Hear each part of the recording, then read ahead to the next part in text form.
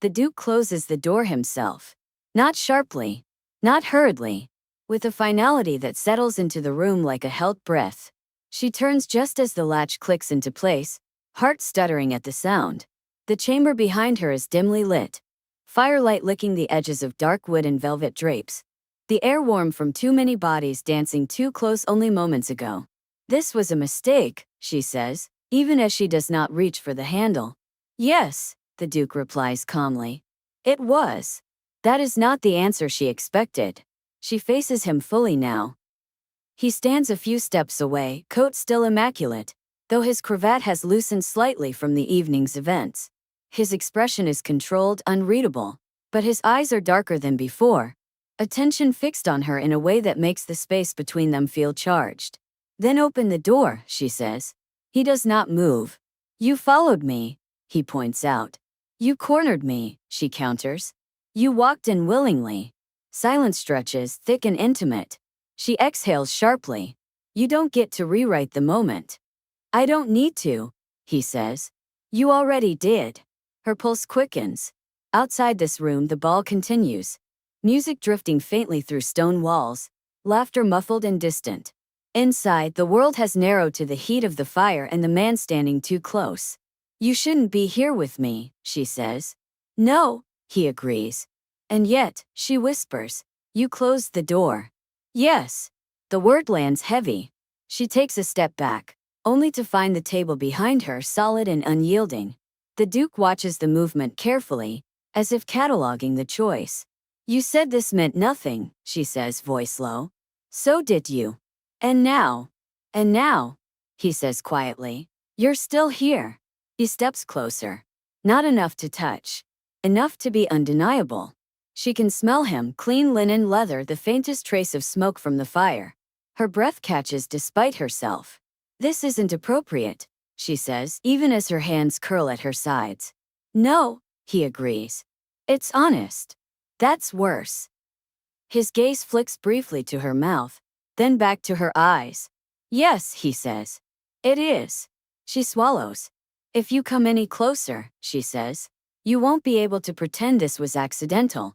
I stopped pretending the moment you didn't step away, he replies. Her chest tightens. She hates that he's right. The Duke reaches out slowly. Not to her waist. Not to her face. To the ribbon at her shoulder. He does not pull. He merely hooks a finger beneath it, testing the tension, watching her reaction with unnerving focus. Say no, he murmurs. Her breath trembles. I should, she says. Yes. But you won't stop, she adds. No, he agrees quietly. I won't. The honesty sends a shiver down her spine. And you're still here, he continues, voice low. Which tells me everything I need to know. She lifts her chin, defiance flickering. You're very confident. No, he says. I'm paying attention. The ribbon slips from his finger. Falls.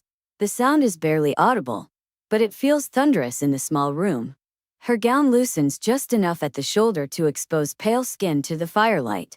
She inhales sharply. This is moving too fast, she says. He steps closer again, this time close enough that there is no mistaking the heat between them.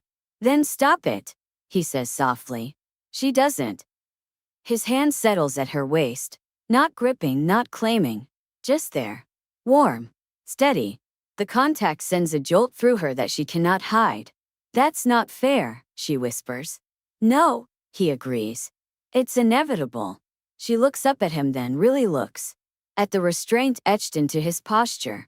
At the discipline holding him back even now, even with her pressed against the table, her gown slipping, her breath shallow.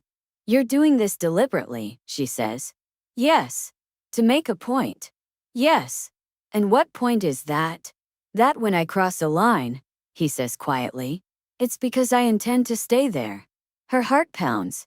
And me, she asks. What happens to me? His gaze softens just a fraction. You won't be mistaken, he says. Not after this. Her fingers clutch at his coat without thinking.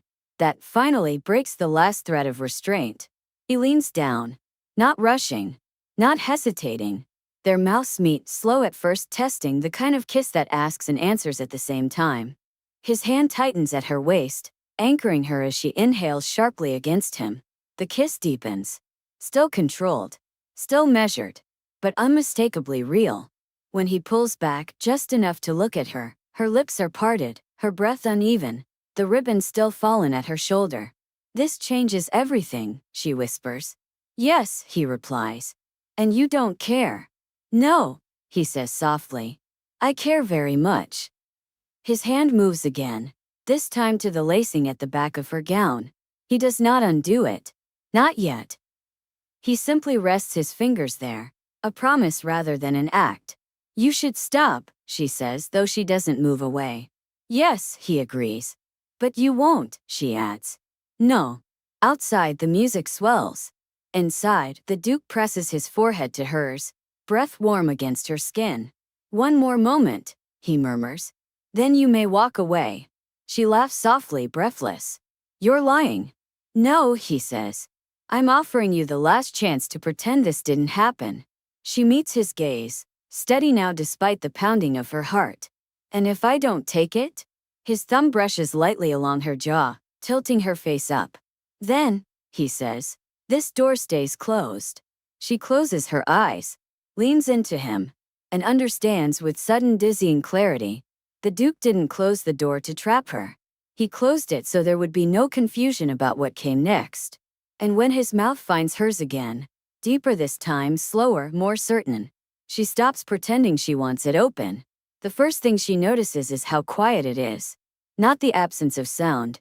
Music still drifts faintly through stone walls, laughter echoing somewhere distant, but the kind of quiet that comes from being cut off, from being deliberately removed from the world that existed a moment ago. The Duke's mouth leaves hers only long enough for her to breathe.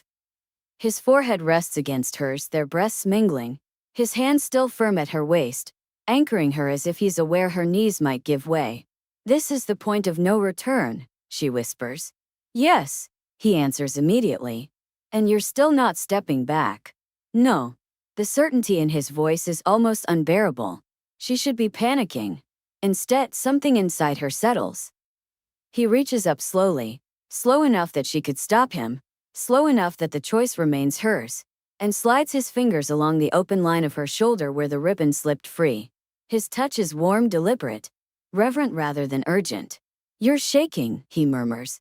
She laughs softly, breathless. "You locked me in a room and kissed me. I think that's allowed." "That's not what I meant," he says. "You're not afraid." She opens her eyes and meets his gaze. "No," she admits. "I'm deciding." His thumb stills against her skin. "Then take your time," he says quietly. "I won't move until you do." That, more than anything else, undoes her. She exhales long and slow, and places her hands flat against his chest. Feels the steady strength beneath fine fabric. The controlled stillness of a man who could take more, but won't. Not unless she asks without words. She leans in first. The kiss this time is different. Less questioning. More intentional. Her mouth opens under his and he responds immediately, deepening the contact, one hand sliding from her waist to her back, drawing her closer until there is no space left to misunderstand. The fire pops softly behind them. Her gown shifts as she presses closer, fabric rustling, the loosened shoulder slipping further, bearing more skin to the heat of the room and the heat of him. His breath catches just once. That tiny fracture in his composure tells her everything. "You're very controlled," she murmurs against his mouth. "Yes. And this is you losing it." "Yes," he says quietly. Slowly. She smiles against his lips and kisses him again. Longer this time, lingering until the world beyond the door truly disappears. When he finally pulls back, it's not because he wants to. It's because he means to speak. "If we continue," he says, voice low and steady despite the tension thrumming between them, "you won't walk out of this room unchanged." She meets his gaze, unflinching. "I already won't," she replies. He searches her face, looking for doubt, for hesitation, for any excuse to stop. He finds none. His hand moves again, this time to the fastening at her back. He doesn't undo it immediately. He tests the ribbon, feeling how easily it would give. "This," he says quietly, "is where people start assuming." She swallows. They already are. Yes, he agrees. But this makes it permanent. Her fingers tighten in his coat. Then stop warning me, she says. Or stop pretending this isn't what you want. A corner of his mouth lifts faintly. I stopped pretending the moment you didn't pull away. He loosens the first tie. Not dramatically. Not hurriedly. One deliberate movement. Her breath stutters. The gown slackens slightly, the fabric shifting just enough to make the moment unmistakable without revealing more than intention. He does not continue. Instead, he rests his forehead against hers again. Say it, he murmurs. Say what? That you're choosing this, he replies. Not reacting to me. She does not hesitate. I'm choosing this, she says. Only then does he finish loosening the ties, just enough for the gown to ease, to change the line of her body against his, to make the moment irrevocable. He does not bear her. He claims the choice. The knot comes suddenly, sharp, controlled, reality pressing back in. My lord. A voice calls softly through the door. Your mother requests your presence. Her heart jumps. She instinctively pulls back, but the Duke keeps one hand steady at her back, grounding her. One moment, he answers evenly. Silence returns. She exhales a shaky laugh. Your timing is impeccable.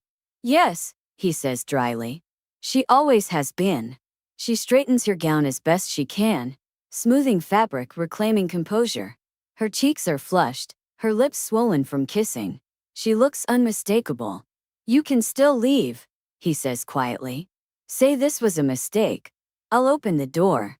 I'll face the questions. She looks at him. At the woman waiting outside? At the court, he corrects. At everything. She studies his face. This man who closed a door not to trap her, but to make sure that what happened inside it was chosen. No, she says. Something shifts in his expression then. Not possession. Recognition. He opens the door. The corridor is cooler, quieter, lined with watching eyes that try very hard not to stare. The Duchess stands at the far end, gaze sharp and knowing. She looks at them once. Then she smiles. You took your time, the Duchess says. Yes, the Duke replies calmly. And?